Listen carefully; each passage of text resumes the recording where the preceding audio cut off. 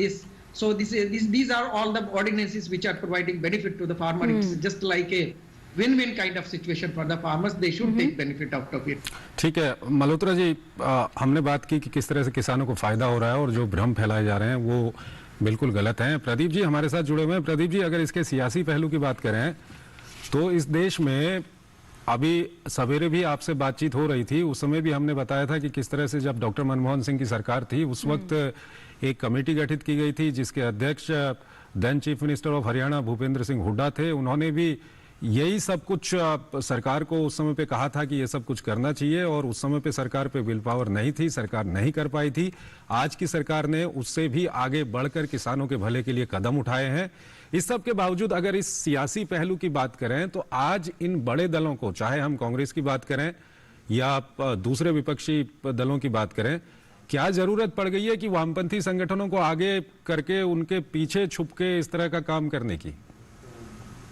नहीं, देखिए एक बात समझिए कि भारतीय जनतंत्र की एक बड़ी कमजोरी है, वो है राजनीतिक दलों का पाखंड। कि सत्ता में होंगे तो कुछ और बोलेंगे, विपक्ष में जाएंगे तो कुछ और बोलेंगे। जो इस बात का कंसिडरेशन है ही नहीं कि ये जो कदम उठाया जा रहा है, आज की सरकार उठा रही है, वो देश के हित में है कि हित में नहीं है। ये किसानों का इससे भला होगा कि बुरा होगा, ये कंसिडरेशन ही नहीं है।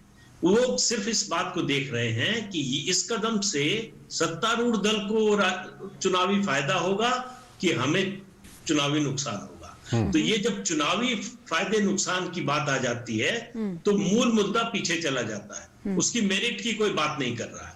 आप देखिए जितने भी लोग आंदोलन कर रहे हैं, विरोध कर रहे हैं, वो ये नहीं बता रहे हैं कि इन 3 कानूनों में खामी क्या है, इनसे किसान का नुकसान कैसे हो जाएगा, क्योंकि उनको मालूम है कि इससे किसान का नुकसान नहीं होने वाला, क्योंकि वो इसका अध्ययन करा चुके हैं। इस पर जो है रिपोर्ट अलग अलग कमेटियों की, कमीशन की, उसकी पार्लियामेंट्री स्टैंडिंग कमेटी की, सबकी आ चुकी है।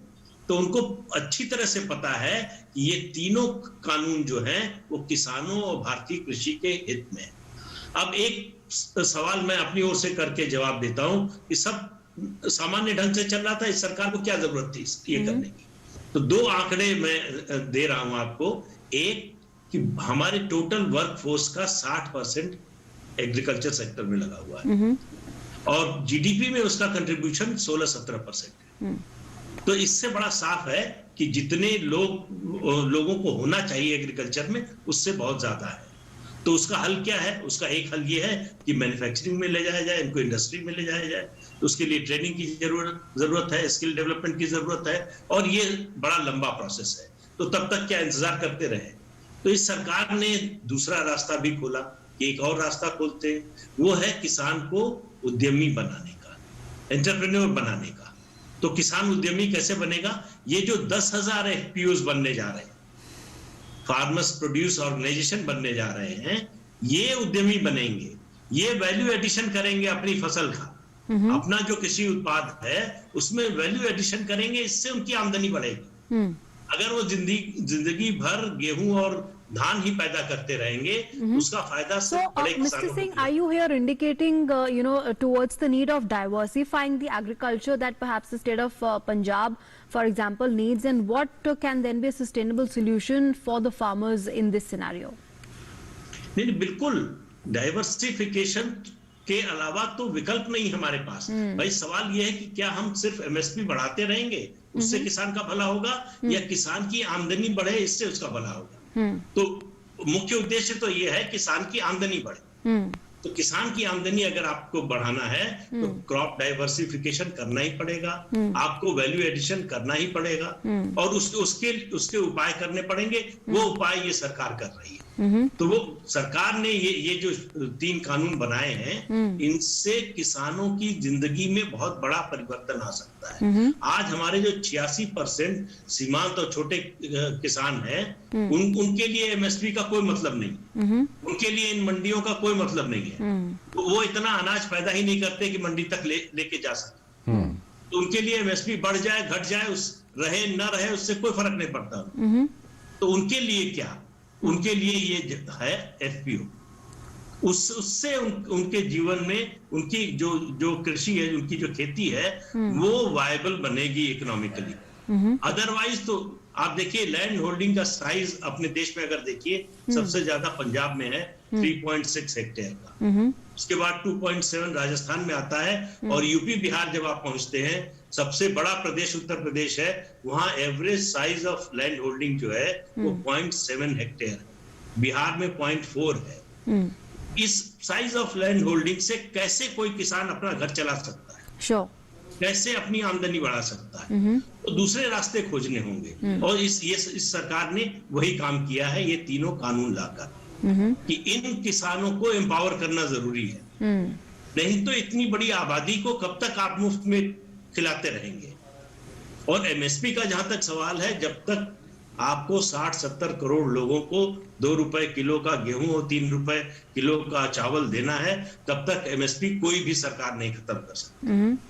तो एमएसपी तो रहेगी ही, लेकिन उसके साथ साथ जो खेती छोड़ रहे हैं, आत्महत्या कर रहे हैं, अगर ये एमएसपी और मंडी का सिस्टम इतना अच्छा है, पंजाब जैसा राज्य जहां सबसे स्ट्रांग है ये सिस्टम, वहां पिछले 5 साल में 2,500 किसानों ने आत्महत्या की। क्यों आत्महत्या कर रहे हैं किसान? क्यों किसानों के बच्चे खेती नहीं करना चाहते? प्रदीप जी, अब सवाल ये भी उठता है कि सॉल्यूशन क्या है, क्योंकि 13 दिन हो चुके हैं और देश की छवि पूरे अगर इंटरनेशनल एरेना में कहें तो वो भी कहीं ना कहीं डगमगाती है इन सब चीजों से, भ्रम फैलाकर कैओस मचाया जा रहा है सड़कों पर। तो अब सॉल्यूशन क्या है? कल बातचीत भी होने वाली है, और कल ही कृषि मंत्री से किसानों के कुछ संगठन मिले थे, उन्होंने कृषि कानूनों का समर्थन किया है, उसमें हरियाणा के किसान थे, उनका एक संगठन ऐसा था, उनका कहना था कि उनके साथ 50,000 किसान हैं। तो अब सॉल्यूशन क्या है? देखिए, सॉल्यूशन तो किसी भी सरकार के लिए वही है, ये कि आप इस बात का इंप्रेशन दें और ये काम करें कि आप किसानों की बात सुनने के लिए तैयार हैं, उनके जो वाजिब सुझाव हैं उनको मानने के लिए तैयार हैं, जो संशोधन वो चाहते हैं, और वो अगर उस बिल को और उस कानून को और मजबूत करता है, उसमें बदलाव के लिए तैयार। लेकिन इनकी मांग पर अगर कोई आपकी कनपट्टी पर बंदूक रखकर आपसे कुछ काम करवाना चाहता है, तो किसी भी मजबूत सरकार को नहीं करना चाहिए, और मुझे लगता है ये सरकार भी नहीं करेगी। ये सरकार बातचीत कर रही है, किसानों के सुझाव मानने को तैयार है, उनके अनुसार संशोधन के लिए तैयार है, लेकिन अगर किसान इस बात पर अड़े रहे, ये तीनों कानून खत्म किए जाए, तो मुझे नहीं लगता कि ये सरकार मानने वाली। प्रदीप जी, एक सवाल यहाँ पर और आता है कि जैसे हम बात कर रहे हैं, हम किसान बोल रहे हैं, तो क्या देश के सारे किसानों का प्रतिनिधित्व तो थोड़ी है जो विरोध कर रहे हैं लोग? नहीं, देखिए, ऐसा है कि जो पॉलिटिक्स होती है, पब्लिक लाइफ होती है, उसमें रियलिटी अलग हो जाती है, परसेप्शन अलग हो जाता है। आपकी बात सही है, ये लोग जो आंदोलन कर रहे हैं, ये सारे किसानों का प्रतिनिधित्व नहीं करते, एक थोड़े से 2 राज्यों के और कुछ और राज्यों के चुनिंदा जो किसान संगठन है, उनके लोगों का ये आंदोलन है पूरा। लेकिन उससे एक परसेप्शन ये बनता है कि किसान नाराज है और सरकार नाराज कर रही है। सरकार को इसी परसेप्शन से लड़ना है। सरकार को यह बताना है कि किसान नाराज नहीं है, किसानों में एक वर्ग है जिसका वेस्टेड इंटरेस्ट जो है वो खतरे में पड़ गया है, वही नाराज है, और उसकी नाराजगी के लिए हम बाकी किसानों के हित की अनदेखी नहीं कर सकते। Sure. Okay, let's put that to Dr. Malhotra as well. We're talking about sustainable solution to this entire matter here, Dr. Malhotra, and of course the next round of talks are scheduled for tomorrow. And when we talk about the MSP, the markets are not the MSP is not going to be scrapped. The markets are not going to be scrapped, and many reassurances are coming in from the government time and again. So, what solution are we really looking at that could really be in sight and work for both the sides? Yes. One point is that government is committed that yes, we need to enhance the income of the farmer, but how it could be done? So there are several ways, as we were speaking, that we need to now educate the farmers also regarding the benefits of these ordinances. Then another point is that infrastructure build up. There are many places where infrastructure is required to be strengthened. You take example of even APMC, because APMC is a kind of infrastructure. APMC is a concept where there are so many mandis and where farmers, they are taking benefit out of it. And now Government of India has started that e-NAM program has been started where farmers, they are getting kind of registration and they can sell the produce through this virtual market system anywhere in the country, and to anybody whosoever will pay him more. So this is a kind of infrastructure system which government has now created, and APMCs are now being strengthened through this e-NAM program, through creation of assaying labs. Even farmers, they will get their produce tested for knowing the quality, and then farmer, he will say, my produce is of high quality, I will only sell it at this price. So farmer will be at a freedom to decide his own rates through this system. Another point is cold storages and all other infrastructures are also now made at APMCs, and several APMCs, they are now having a kind of infrastructure where farmers, they are taking benefit. They can keep their produce for some time, and whenever he will get the good price, he may sometime his produce will be safely preserved in the cold storage, and then accordingly he can sell it whenever he will get the good price for this. So because there are many instances in the past also for distressed sale also happens. So these are the issues, these are the points where these such issues will be definitely resolved. But here it is I should say that government has led to the democratization of the farming sector. I should say this is the word which I am using here, because farmer will get a kind of freedom and choice to sell the crop to anyone, anywhere, wherever he wants. He will be in a position to sell. If he wants to sell to the companies, he can sell. If he wants to sell to some other traders, he will be in a position to sell. So these all are these are the ordinances which are providing him freedom. And another point, besides, their interest is also safeguarded. That yes, nobody should exploit the farmer. If in any case, if anybody is not paying a good price to the farmer, then he can pitch in, and if anybody is not paying the dues to him, so he can take advantage of this dispute resolving that system that has been put into.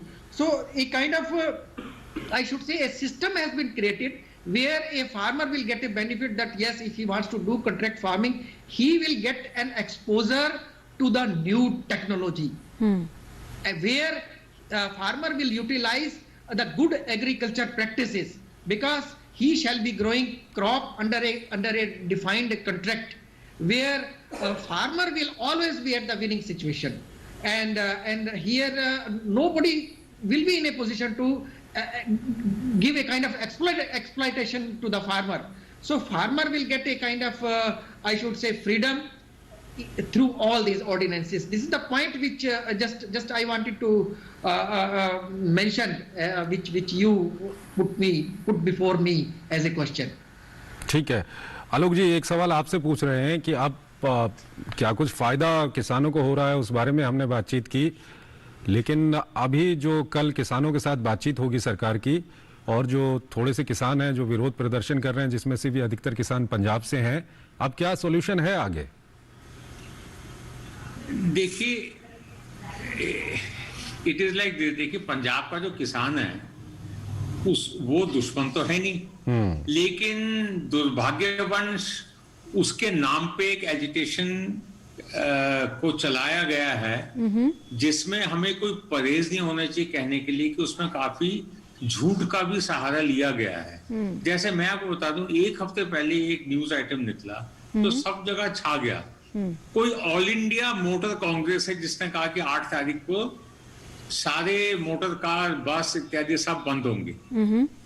ना all India motor Congress पता नहीं किसका है, लेकिन आज पूरे India में कहीं भी बंद का असर सड़कों पे नहीं दिख रहा है। लेकिन एक हवा मचाने की कोशिश की गई थी कि ये तो ऐसे ऑल इंडिया एक बंद होगा जैसे 1973-74 में होते थे बाबू जयप्रकाश नारायण के अधीन, जब वो एंटी करप्शन मूवमेंट चला था। तो जो कोई भी एजिटेशन गलत मुद्दों का सहारा लेके चलेगा वो ज्यादा दिन चल नहीं सकता। जैसे आप ही ने अपने इस न्यूज टेलीकास्ट के इंट्रोडक्शन में दिखा दिया कि कई बड़े बड़े राजनीतिक नेता जो पहले रिफॉर्म्स को, एग्रीकल्चर रिफॉर्म्स को 1990 से सपोर्ट कर रहे थे, जो जिनकी मांग थी कि इसको किया जाए। लेकिन जैसे ही ये एक्ट बन गया, और वो भी अंडर वन गवर्नमेंट जो इनकी गवर्नमेंट नहीं है, तो ये सब उसको एक रूप देने की कोशिश की कि ये जन आंदोलन है। ये जन आंदोलन नहीं है, लेकिन इतना जरूर है कि जो पंजाब के जो किसान हैं उनको समझाना पड़ेगा कि देखिए, हम आपको सल्यूट करते हैं कि आप इतने मेहनती हैं, लेकिन आपको आड़तिया चला रहा है। हम आपको एक फ्रीडम दे रहे हैं कि आप आड़तियों के अलावा मंडी के बाहर भी जाके अपना अनाज जो कुछ भी आप उगाते हो वो आप बेच सकते हैं। Sure. ठीक है आलोक जी, एक काफी communication outreach हमने करना होगा। बातचीत की इन्हीं सभी विषयों पे। प्रदीप जी, आलोक जी और Dr. Malhotra. मल्होत्रा जी, आप सभी का स्वागत हमारे साथ इस कार्यक्रम में बने रहने के लिए। Yeah. Thanks very much to all of you for joining us and sharing your perspectives here as far as the farm laws are concerned and the benefits that it will bring to the farmers and of course the agriculture sector. But vested interests, they're in fact trying to take political mileage out of the situation and trying to mislead the farmers there in fact. But of course what needs to be made clear and what needs to be known is that these laws are in the interest of the farmers, and of course they will bring in fact more employment and lots of benefits for the farmers and the agriculture sector as well in its entirety, and that's what we're in fact trying to cover as well here on Doordarshan News and DD India, and we'll continue to do so. But for now it's a wrap on Atmanirbhar Bharat. Thanks for being with us. नमस्कार।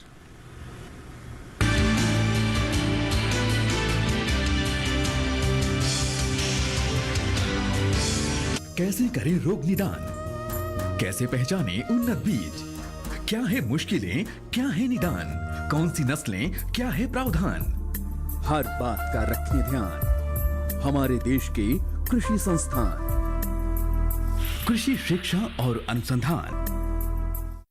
नमस्कार, मैं हूं आपके साथ श्वेता श्रीवास्तव और आज मैं आपको लेकर चलूंगी भारत के मसालों की चटपटी दुनिया में।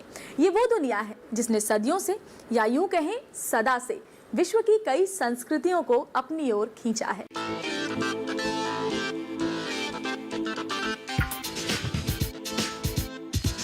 मसाले के तमाम पहलुओं पर एक विशेष कार्यक्रम मसाला इंडिया, हर रविवार दोपहर 12 बजे सिर्फ डीडी किसान पर। गांव की जमीन और मकान बेच दें? अरे क्या कर रही हो तुम? इसमें हर्जी क्या है? प्रिया में दामिनी उठना। ए सुनो, कौन दामिनी? सरकार ने किसान बहनों और भाइयों के लिए पूरे देश में 5 लाख से भी ज्यादा सोलर पंप लगाने की महत्वाकांक्षी योजना बनाई है। नई सोच सोमवार से शुक्रवार रात 9:30 बजे देखिए सिर्फ डीडी किसान पर।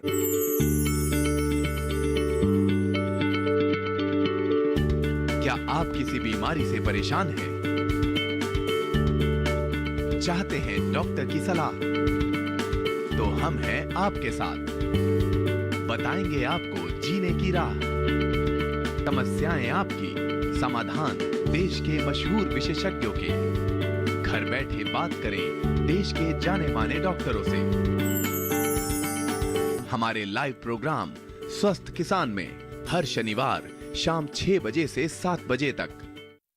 इस धरा की माटी पर लिखनी एक नई कहानी है, जैविक खेती के बल पर लानी सुबह सुहानी। खेती किसानी से जुड़ी रोचक जानकारियों से भरा कार्यक्रम धरती का अमृत जैविक खेती देखना न भूलें, प्रत्येक मंगलवार दोपहर 4:30 बजे डीडी किसान चैनल पर।